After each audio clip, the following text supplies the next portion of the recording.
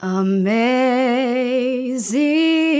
grace, how sweet the sound that saved a wretch like me.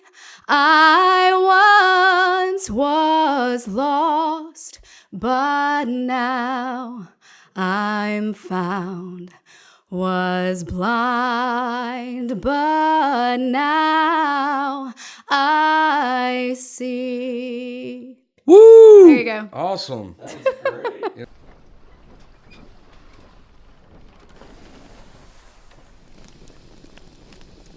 So Jade, with what's your company called? Enlighten Design and Marketing. Enlighten Design and Marketing. When did you start it? August of 2017.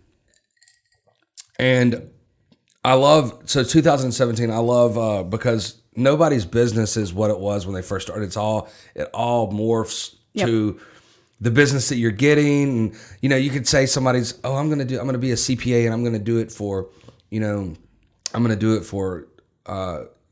lawyers.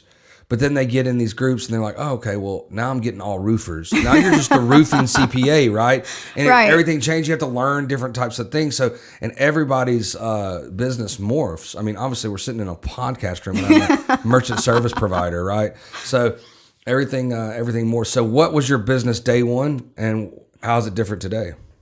So that's a really funny story. When I first started, I did all the brainstorming, and it initially was, I knew I could do proposal development. It's what I had done before I started this company, which is a response for proposal development.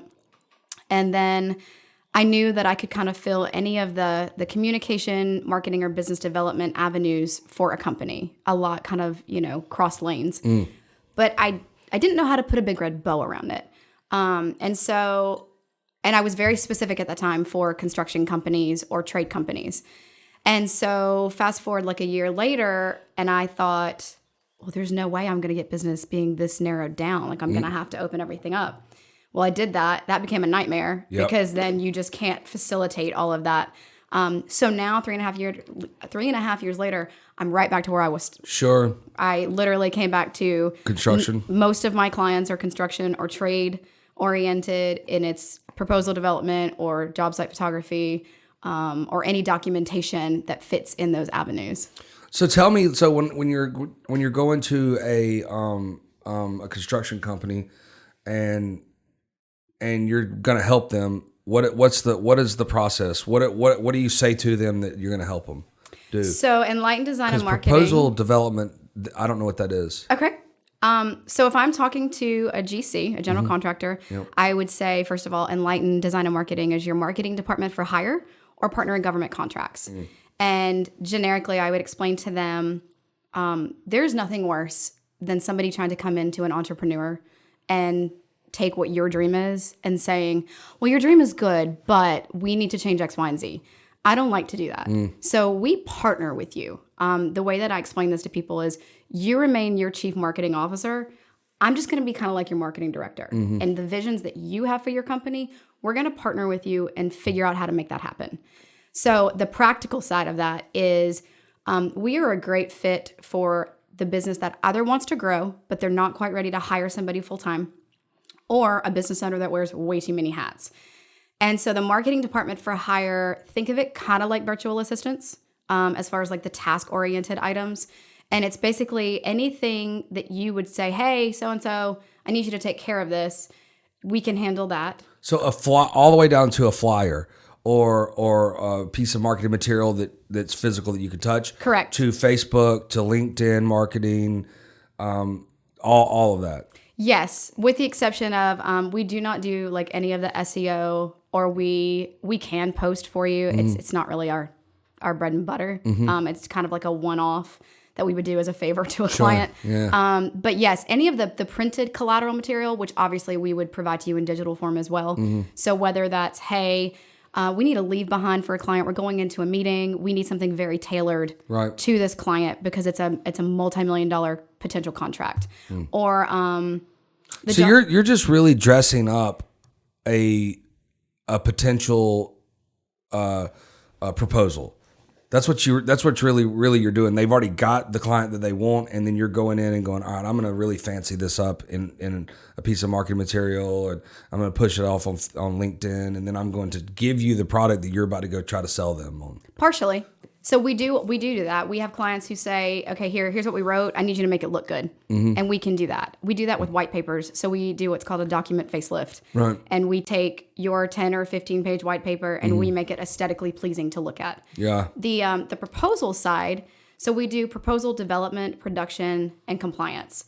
So the development, let me back up. Mm-hmm. An RFP stands for response for proposal. You have an RFQ, which is request for proposal, RFP. Yes. Yeah. So the easiest example is we're in Cobb County. Let's say Cobb County wants to build a new high school. Yep. It's public money. They have to put out by law an RFP. So any general contractor that wants to potentially build that school has to respond to this document. Mm-hmm. The documents are often created to be in book form. You have very specific questions that have to be answered. It has to be answered in a certain layout. You could be kicked out on a technicality. So that's why it's really important to cross your T's and dot your I's. So what we do is we offer 3 different levels. If you work from the top down, you want the whole package, that would be proposal development. We partner with you. We read through the RFP. You read through the RFP. We figure out what do you have? What do you not have? What do we need to get to complete this proposal? Mm-hmm. Do you have negative press to work through? Can you answer this? Are you actually qualified? There have been incidences where you're not really the top choice for the job, but you really, really want it. So we figure out, okay, what storyline can we place in here to showcase what you can bring to the table? Is there something that the client or the owner hasn't quite thought about that we can bring to the table? So then we take all of that information and we create your proposal. So we sit and we start creating it with imagery and all the required thing. I mean, it could be anything from, you have to have 10 example projects. What's your management plan? How do you handle change orders? They are typically anywhere from 40 pages when finished to, I'm currently working on one right now that's 102 pages. Jiminy. So they get really, really big. The proposal production part of it, these proposals, when submitted, if they can either be submitted electronically or they say they have to be printed and either put in a binder or spiral bound and they have to be tabbed. Well, if you're looking at something that has tabs, my job is to make sure that when you go to print that PDF, you can place tabs that you don't have. They're not digital to the person that's actually putting the RFP out. You have to have physical binders? Sometimes. Oh my God. Sometimes. You can't. Some do electronically submit. It's a little behind the times. Insane. So we do the production side to say, we don't physically print them for you because most of our clients are not in the state of Georgia. But we make sure that all you have to do is push print, insert your tabs, and you're done. So everything is laid out the way it needs to be. And then compliance is strictly reading through that RFP. Have we missed anything? What does this mean? A lot of times the language can be vague or confusing and you've missed the deadline to ask a question. So we will, there you go. So then we will chat about that and say, okay, what do we need to do? What do we need to include? There you go. So this is a sample. This is what I like telling him. So like, Tristan is you, but at my office, and if he creates something, I go in there and I go, it's missing something. But that's the dialogue. That's the important dialogue. It's missing something. See, I need you to explain to him what I'm doing is right. So I got missing something, but I have no idea what it is. Exactly. I don't look. It's missing something, and you need to do better. And then I just walk. Out of the room. Right. I don't know about the you just need to do better. You just need to do better. No, we're working on cards right now. And I went in there and he's like, "What do you think?" I'm like, because he changed it, and I'm like, "Yeah, that's what it needed, right?" You know what I mean? You did it. Well, that's the. But then I look at him. I go, he goes, "I think it's done." I go, "Do you want to put those out? Are you okay printing those and putting those out?" Because look, at the end of the day, if he prints them out, those are just the cards to me. I'll get used to them, right? Like I am not a particular person, an OCD person. I'm like, those are just the cards. I put very little stock into logos. I don't think that they build your business really at all. Now, let me tell you where I'm going with that. Okay. Because I think you build your business. You know, it can't be That's true. crap. It can't be Sure. crap. It's got to be okay. But I've been in the B2B world, okay? And really doesn't matter in a B2B world. It just doesn't. Especially in merchant services. Right. But in a podcast, in a business consumer world, those things really do matter way more. I agree. Yeah. I do agree. I think that the B2B world is all about relationship. I would tell any new business startup, I would tell them, if you are B2B, I wouldn't even waste your time in the Google AdWords and all that. I would find yourself a networking ring, get to know people, and build that trust. I think the logo at that point is just what's attached to that relationship Sure, yeah. for remembrance. So this particular example, I do not disclose anything of my clients when it comes to proposals. Oftentimes, once they're submitted, they are public in the sense So of ABC High School is not real. that is not real. Absolutely not. Tristan? Neither is sample client construction. ABC High School is not a real high school. Did you know that? Yeah. And then the other one is what? Sample company construction. That was the sample company. Sample that company. is proposing for ABC High School. I like Sample Company. But they we take privacy very, very serious. Like, Sure. When you sign an initial professional services agreement with us, it includes a confidentiality statement. Mm-hmm. Even when our clients win a proposal, we have a very generic image that says, hey, our client won. You never know who the client is. You don't know what the contract was for, but it'll just say our client won a $30 million contract. Congratulations. Do they not want that, or is it you don't want that? Because I would assume that, you know, I mean, come on. Entrepreneurs are ego-driven Sure. Creatures. Sure. So would they not want to do a press release that they just won a $30 million contract? They might, but I leave that in their corner. Okay. And if they do, then I'll be glad to share it. But I always err on the side of caution, because sometimes you're competing for the same contract. There may be details that you don't want out. I get it. So we just kind of blanket confidentiality. Mm-hmm. And then if you say, Jade, I'm good with you sharing this. Okay, well, then I'll share it on your behalf. That obviously gives my company notoriety as well. Of course. But at the end of the day, I would choose a client's confidentiality over promoting my own company anytime. So that is why I have this sample. There is a full-blown sample of this on the website. You can click it and You can clink it and then flip through the pages to see what that might look like. But this is an example of this is what I do. So these construction companies do millions of dollars a year. They're not two trucks and some tools. These are large construction companies. Correct. You have to be willing to not necessarily. My longest standing client is in Florida, and they have. What's their name? I'm just kidding. Well, I don't mind telling. No, Canaveral Construction Company Inc. is the most amazing company ever. But they have, I think on hand, 13 or 14 full-time employees. Yeah, but that's a big construction company because of they're using subs. It is. Yeah. It is still considered large. 13 W-2 employees because you're using 1,000 subs. That's pretty substantial. It's your annual volume that you really want to say, am I willing to commit money to have a proposal done? Because here's what people don't really understand about proposal development. I've had people who say, well, if I just have you do this proposal for me, we're going to win, right? First of all, I can't guarantee you that you're going to win. Mm-mm. If you think I can, you're nuts.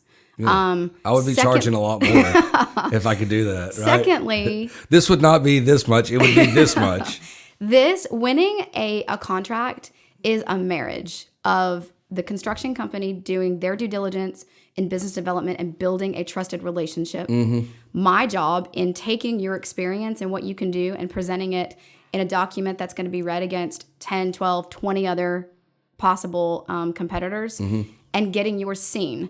So you can have a great relationship, but if your proposal is crap, you're not going to be selected. You can have a great proposal, but if you don't have what it takes to back that proposal, right, or you have no relationship, you're not going to get selected. So it really is a marriage of the two.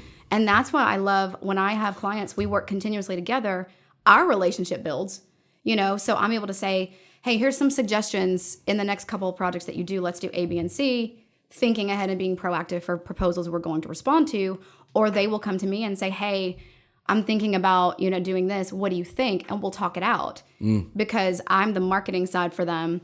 but they're the ones building the building. I don't have any, ability in that. So Sure. it really is a relationship to be the selected contractor. Well, let's I want to go back because and I want to talk about how your faith is you put it in your business. You know what I mean? Because you talk about that a lot, which is awesome. So let's talk about that for a minute. Okay. Well, Enlighten Design and Marketing was started because God said to. That's the plain and simple fact of it. I decided to stay home. My husband and I said it's time. We're gonna have a second child, but we didn't want her raised in daycare. So I gave notice. I was working for a construction company, and 6 months later, they said, "Hey, we haven't hired anybody. Can we subcontract with you for proposal development?" I was like, "Sure." It's extra money for us at the time. Yep. And about a year later, the Lord said, "I want you to start this company." And I said, "You've lost your mind. Yeah. I don't know what I'm doing." And he said, "No, I really want you to start this company." And I was like, "Oh God, you're serious." So I thought I could be smart with the Lord. And I said, "Fine. If you want me to do this, then I want one word, design and marketing." And of course I had to put a caveat in, that's going to throw God or something. And I said, "I need that name to be..." You're smarter than God. You're trying to that's outsmart what him. I thought in that moment. Or her. Him. But so in that moment, I said, "God, I wanted to have a secular meeting, but I also wanted to have a spiritual meeting. I didn't want an in-your-face, Bible beating name, but I did want to be able to spark a conversation, because at the end of the day, my heart is for souls being saved to go to heaven." And so I stood up at church and I was leading worship that Sunday. And as I put the microphone to my mouth, I had a vision of my logo. And so I'm talking to the Lord while I'm singing this song. And I said, "All right, I'm going to look that up when I get back down to the pew." So I pulled up my phone. And when I looked up the definition of Enlighten, the first definition said to learn something new. And the second was to have a spiritual awakening. And I just kind of sat back and I surrendered at that point. And I said, "Okay, if this is what you want, I don't know what I'm doing, but you will walk me through every step." So I joke with people, and I've had a comment made about this. So I have to say, I don't really think God is a tyrant when I joke about this. But I joke with people that I have a gold-plated 2x4 in heaven above a door somewhere that says Brittany, because that's my legal first name. Every once in a while, God takes it down and uses it and says, "You don't know everything, just trust me." Yeah. And so this was one of those moments. My dad called that board the Persuader. Yeah, it was a very persuasive board in my case. So I did. I started walking, and what I learned in the last, it's been about a year and a half or 2 years of that process, of really diving in and trusting God, was before that happened, I was walking with faith in God. And what I mean by that is, I know God. I know I have knowledge that He will show up and He will provide answers for me and He will guide me. Now I'm walking with the faith of God, and that's basically God has said, "Okay, you say these things, but you need to put your money where your mouth is and trust me." And so it's been a year and a half of 2 years of God saying, "I need you to step here." And I look and I'm like, no, that's a cliff. And He's like, "It's not a cliff. I need you to step. I need you to trust me." I'm like, "Okay." Yeah, there's and feathers down there. Sure enough. Feathers? Is that what you said? Yeah, feathers. It'll catch you, yeah. Oh, that's so funny you say that. But as I step, sure enough, I am met every single time. And so I take these small acts of obedience. I don't always understand why I'm doing it, but I know God has said to do it. And what happens is I get to step 7 and realize that if I hadn't done 3, 4, and 5, I wouldn't be even a possibility for 7. So He is literally divinely ordained my steps.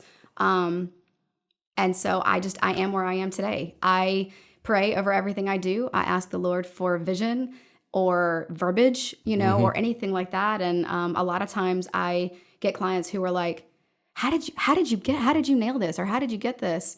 And I'm honest. I prayed about it. That's right. I'm only one person, but I have a God on my side that gives me anything it's certainly not a bad place to have an idea is in church, right? Right. You know what I mean? Like if you have an idea in church, you're like, okay, well that might work. The way that the logo looks and everything with the gold in the middle and the black, that was all God's idea. I can't take credit for that.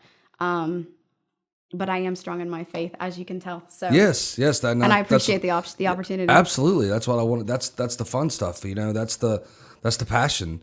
Behind what pushes people. You know, we had a HVAC guy in here the other day, and he named his company after his son, and so he knows he doesn't want his son's name to be tarnished, so he does everything. Sure, that's legacy. Perfect. So it was passion too. He was big into his faith as well, but I thought that was, I'll name it after my son, then I'm not going to screw his name up, so we're going to do everything right. Right, and to what you said about putting it out there, when I was having the website designed, I told, so our creative is who designed our website. I told them, I said, I need this story on the very front, and they didn't even question that because they're believers as well. Mm-hmm. But I told the Lord when I did this, I said, if this is really what you want me to do, then every mountaintop you give me and every valley, I will shout your name. I will not be ashamed of it. I won't hide you. If a company doesn't want to work with me because of my beliefs, I respect that. There's no hard feelings. If you do, then you know that you're getting somebody who is I'm transparent as they come, sometimes to my detriment. But I just believe in being authentic and honest and upfront about it all. And believe it or not, I have gotten more non-believing clients that I'm able to have a conversation with because of my process. Sure. And I don't know what happens with that, but it's a seed planted, and I just let God do the rest. You don't know. You don't know what's going to happen. It's out of your hands then. Exactly. Right. Well, Jade, I really appreciate you coming on. Thank you. So, couple things is, how can we help you? Who are you looking for as a client? And how can we get a hold of you? Email addresses, phone numbers, all that. Okay. So client, ideally we work with general contractors or trades, electrical, HVAC, plumbing, any of those. But really our other clients include insurance companies, real estate companies.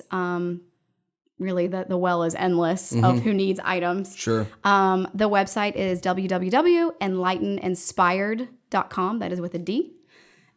You can contact me at 470-755-9906, or my email is Jade, Jade, at enlighteninspired.com. Thank you so much. Thank you for having me. Really appreciate it. Everybody be kind to each other.